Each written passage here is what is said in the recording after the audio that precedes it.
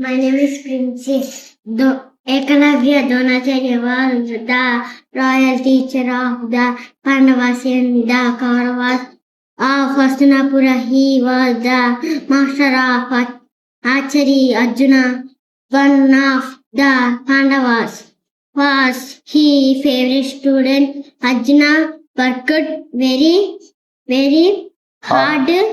Dronacharya was very much pleased with Arjuna and said, I will make you the greatest archer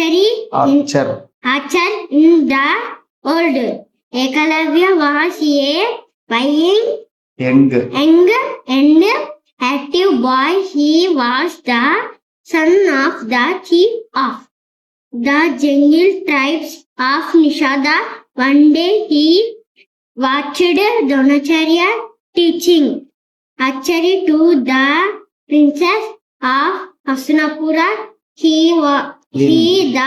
In the greatest Gurukulas, Ekalavya wished to learn archery. So he met Dronacharya and fell at his feet. Thank you.